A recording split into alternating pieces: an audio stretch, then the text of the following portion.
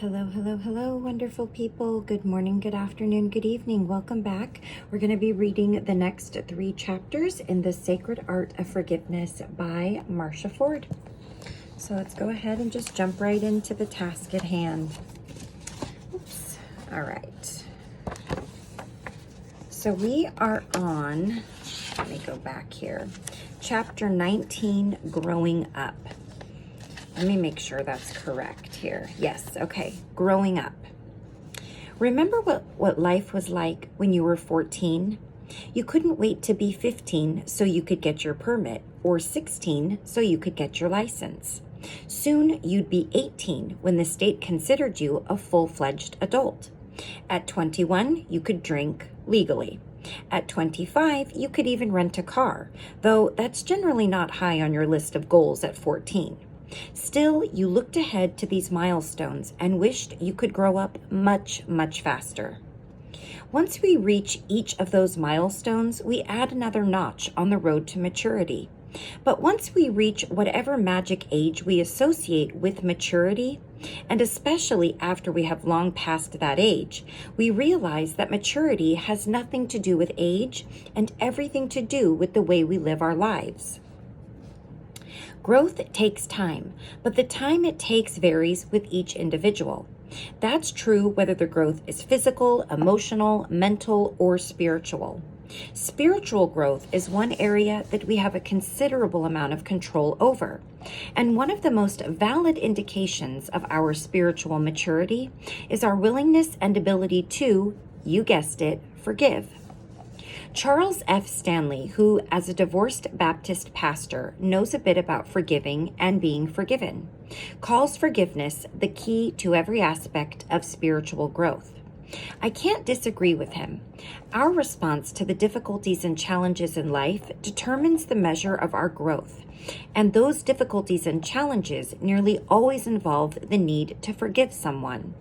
Finances, health, and relationships are the key areas in which major problems tend to disrupt our lives, blindsiding us and distracting us, with the determination to find someone to blame, which is only natural, so no one should blame us for that. Our problems worsen, though, the longer we're stuck in the blame rut. Continuing to verbally blame the responsible party or continuing to seek out someone to blame when the party responsible for our problems isn't all that obvious, that gets us nowhere. But that doesn't stop us from indulging in such a useless activity from time to time.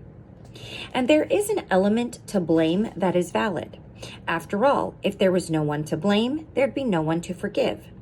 But if all you do is blame, if you finger the perpetrator of the crime but never bring him to trial, you've forfeited the opportunity to further your own spiritual growth by moving from blame to forgiveness. It shouldn't take a whole lot of thought to realize that blame is a characteristic of immaturity. If you need proof, just ask 2 kids which one of them broke the vase in the living room. Forgiveness, by contrast, gets us where we need to be, which is back on the pathway to spiritual growth. It may take a little more thought to realize that forgiveness is a sign of maturity, but consider the characteristics that accompany forgiveness. Courage, humility, love, wisdom, trust, responsibility, not exactly traits you associate with children. If you want to grow spiritually, if you want to touch the very heart of God and align your spirit with God's spirit, you have to let go of every last shred of unforgiveness in your life. Spiritual maturity demands that. To be aligned with God's spirit is to respond in a godly, mature way to those responsible for the difficulties you face. To be aligned with God's spirit is to respond in a godly, mature way to those responsible for the difficulties you face. I'm not even sure if I read that one right. There was a bunch of dashes in there. And that requires forgiving them, because where God is, there is always forgiveness. Reflection. What does maturity mean to you? Do you consider yourself mature? Meditate on the concept of spiritual maturity expecting God's Spirit to reveal to you those areas of your life where you've grown significantly and those areas where you could use some help. Ask for the grace to accept the difficult situations that will ultimately help you grow. Practice. Look at your life in terms of your spiritual growth. Many people want to be spiritually mature, but they do precious little to foster growth in their spiritual lives. Knowledge and experience are two of the key elements of spiritual growth. By learning about God and our faith tradition through books, sermons, and the like, we grow in knowledge by stepping out in faith, taking risks, and serving others. We grow in experience.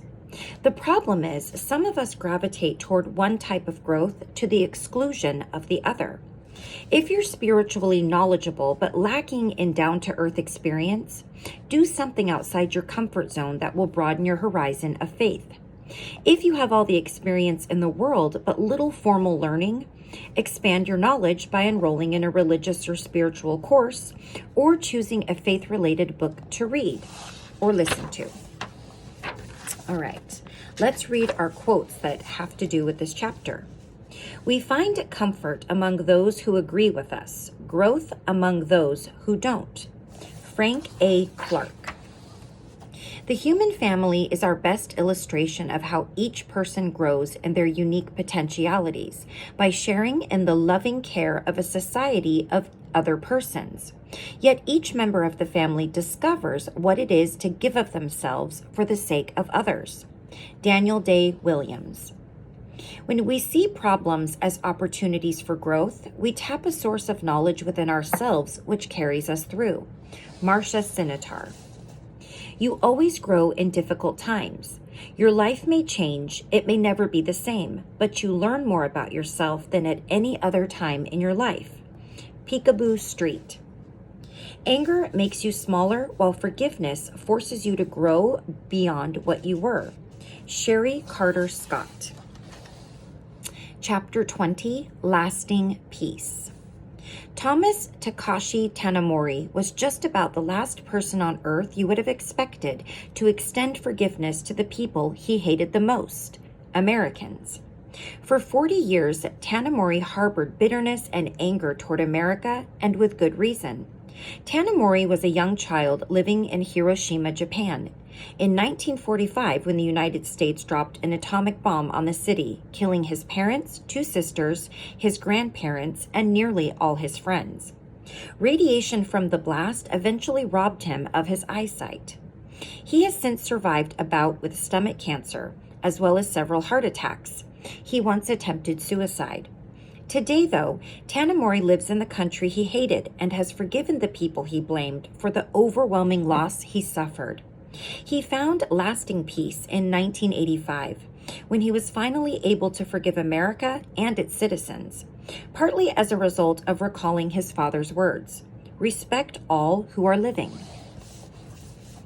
Now a Baptist pastor, Tanimori is founder of the Silkworm Peace Institute in California, which isn't your typical organization dedicated to peace.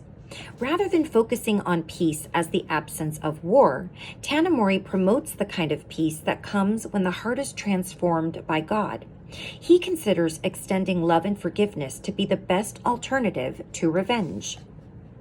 Few of us can comprehend the magnitude of Tanimori's loss, but we may be able to relate to the desire for vengeance that once consumed him. He lived in turmoil for 4 long decades, wanting to see his enemies suffer for what they had taken from him.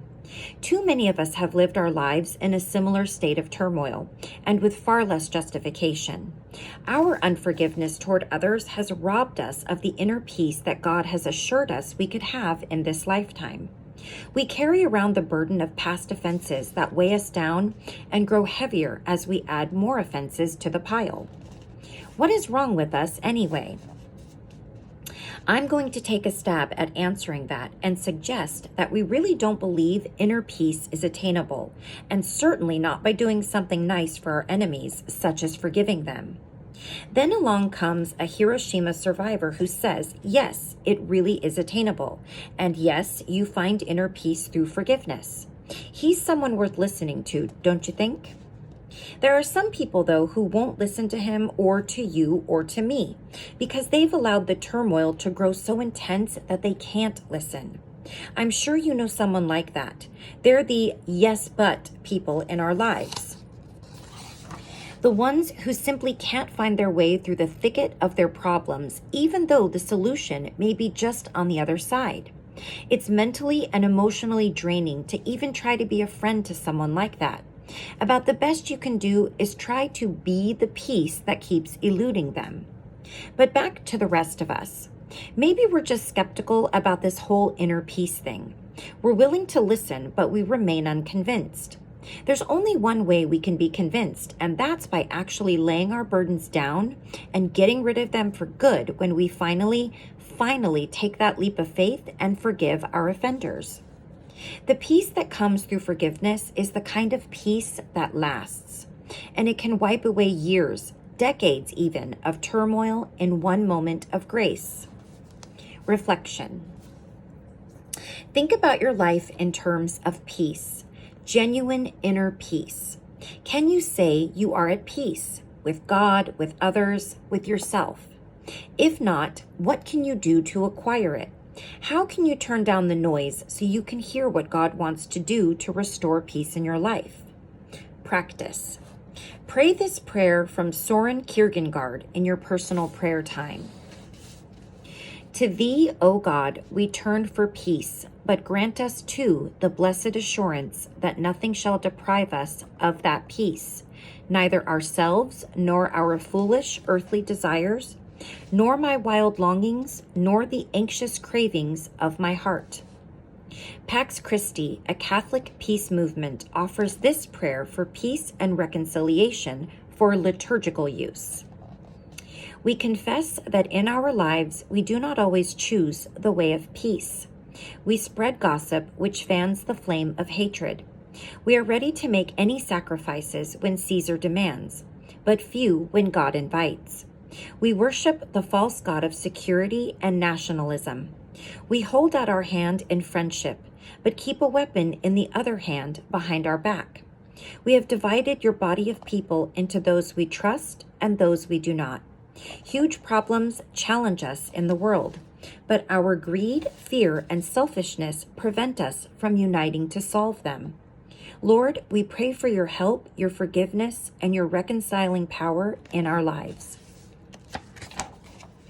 And some quotes. To forgive is the highest, most beautiful form of love. In return, you will receive untold peace and happiness. Robert Mueller. We should have much peace if we would not busy ourselves with the sayings and doings of others. Thomas A. Kempis. God's peace is joy resting. His joy is peace dancing. F. F. Bruce. There is no peace without forgiveness. Attack thoughts towards others are attack thoughts towards ourselves. Marianne Williamson. Forgiving those who hurt us is the key to personal peace. G. Weatherly. Inner peace can be reached only when we practice forgiveness. Forgiveness is letting go of the past and is therefore the means for correcting our misperceptions. Gerald Jampolsky. And chapter 21, Overlooking the Trivial. With all this emphasis on forgiveness, you could easily get the impression that I believe we need to forgive each and everything that's done to us. Likewise, we may get the impression that I believe we need to ask forgiveness for each and everything we do. Just the opposite is true. I consider forgiveness so valuable that I believe it should be extended and sought only in those situations that are equal to it in importance. If you feel you need to ask for your friend's forgiveness for taking the last piece of chocolate from the Godiva box, I'm not going to stop you, but only if you share. And far be it from me to tell you that you shouldn't forgive your husband for hogging the remote. Couples have separated over less serious issues than that, I'm sure. The thing is, like anything else, we can carry forgiveness to such an extreme that it can become a burden, a meaningless gesture, or a legalistic obligation. Let me tell you how it became a legalistic obligation in one church I attended. The leader of the women's group had always struck me as a wise, loving, and down-to-earth person. One night, though, she made the comment that if you died with any unconfessed and therefore unforgiven sin in your life, you'd go straight to hell. Whoa, I don't know what she was thinking. I was so taken aback by what she said that it took a few seconds longer than it should have for me to process her words. A newer and younger member of the group immediately spoke up, out of fear, I'm sure, and asked if that meant she would go to hell if she had a sinful thought but died before she had time to ask God to forgive her. The leader assured her that yes, she would indeed go to hell. I have to tell you, I really think the leader responded the way she did only because she felt it as if she had been backed into a corner. Actually, in my mind, I've tried every which way to get her out of this mess and still have respect for her as a wise and loving person. But I can't. I didn't know what to make of her off-the-wall comment then, and I don't know what to make of it now, except for this. Anytime we set a spiritual principle in stone, we run the risk of turning it into a life-robbing obligation rather than the spirit-freeing guidance that it is. Does God want us to seek forgiveness when we blow it? Of course, but come on, if God expected us to seek forgiveness for every little thing we did wrong, we wouldn't have time to eat, drink, or, well, live. And don't even get me started on the hell part of the leader's little teaching. There aren't enough hours in the day. God expects us to use the sense we were born with and not live our lives in a never-ending process of exacting self-reflection. So maybe we've mastered the fine art of overlooking our own little foibles. But what about the foibles of other people? What about the author who made you share that last piece of Godiva chocolate with her? Don't you need to forgive her? And how about that weasel at work who always takes the last drop of coffee but never makes a fresh pot? Or the letter carrier who is always and forever putting the wrong mail in your box, which sends you into a tailspin of worry over who your mail is being delivered to, and what they've done with the publisher's clearinghouse letter confirming that you really did in fact win the $1 million sweepstakes. And that thought forced you to stay up all night in despair over how they're going to know that you are the only valid winner, and now you just sit by the window all day wringing your hands as you wait for the prize patrol to drive up? That was a long-winded sentence, sorry. Some things we're better off overlooking. Learn to overlook the trivial stuff, the minor irritations and annoyances that are part and parcel of everyday life. We'll never be rid of them. We might as well get used to them. Do what you can to change the irritating situations. Tell the author to back off. Ask the weasel to make a pot of coffee. Talk to the letter carrier again and shrug it all off as the comparatively minor stuff that it is. Save your gift of forgiveness for the major offenses. They're almost certain to come. Reflection. Are you majoring on the minors, allowing the little things to become far more important than they should? Lots of people do this without realizing it. In fact, you could have a good laugh over someone else's mountain out of a molehill experience 1 minute and make your own mountain the next, oblivious to the irony of what you've just done. Examine your life for evidence of little things that have unnecessarily grown to become big things. Practice. Go through your day determined to overlook trivial offenses and problems. At the end of the day, evaluate how you did and allow yourself to chuckle over the many times you were tempted to make something out to be more important than it was. Do the same the next day. Did you fare any better? And our quotes on this chapter. The art of being wise is the art of knowing what to overlook. William James. See everything, overlook a great deal, correct a little. Pope John XIII.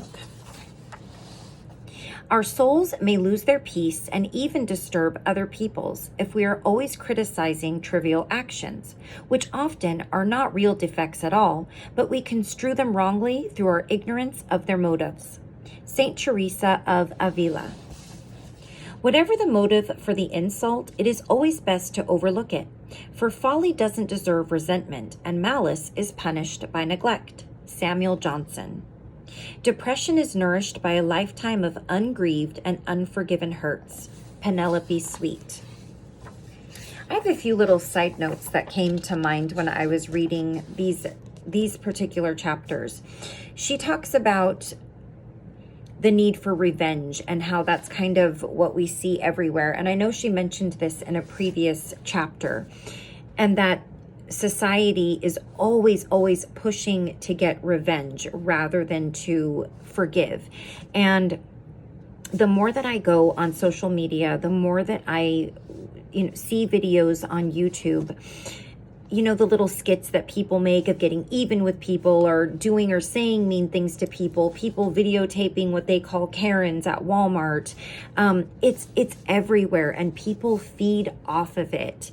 Even watching them can bring down your energy. And also, people that are in turmoil or going through something grievous and people making light of it, I don't think they realize, or perhaps they forgot, or perhaps they've never been where that person is as far as whatever the issue they're having.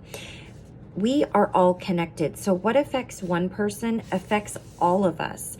And when we gossip and we say bad and negative things about people, we actually help to hold them down to where they are at. It does affect their growth. And talking about them ultimately, at the end of the day, does affect you more than it affects them. The other thing that I did learn that these chapters reminded me of is, it's a book that I read previously by Joseph Murphy.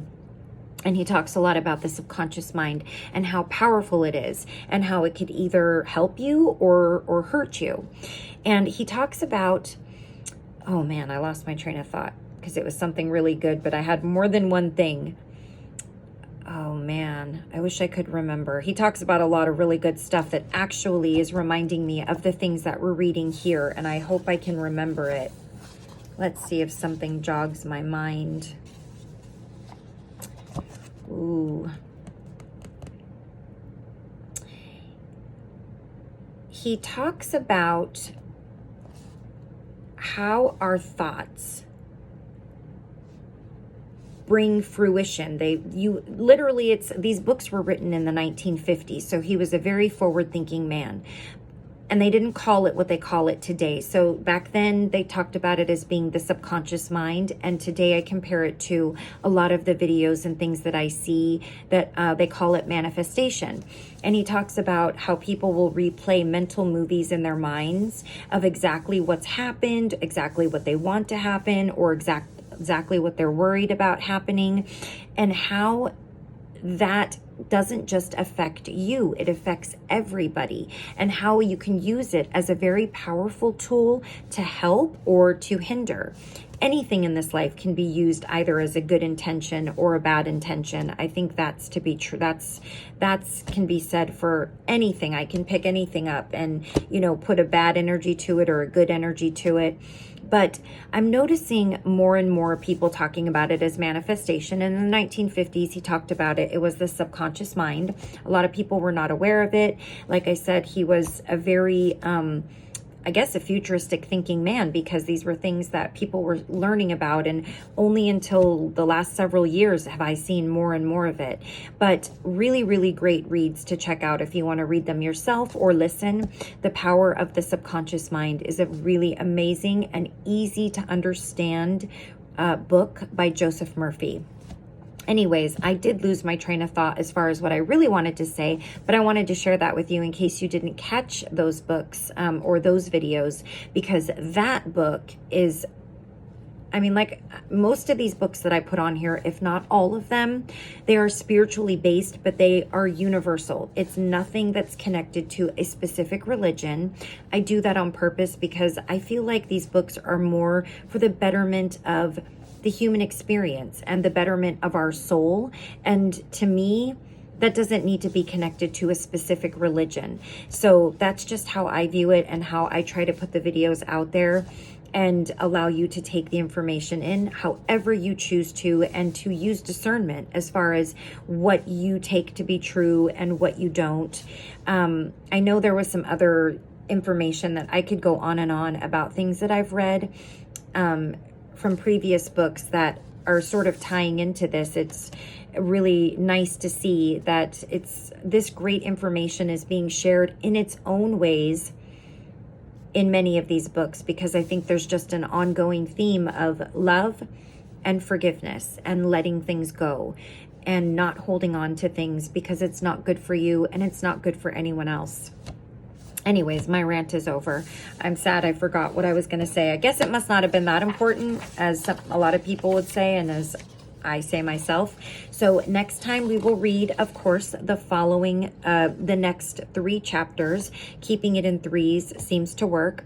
So until next time, please take care of yourself. Please take care of those around you. And I will see you again very soon for our next segment. Bye-bye.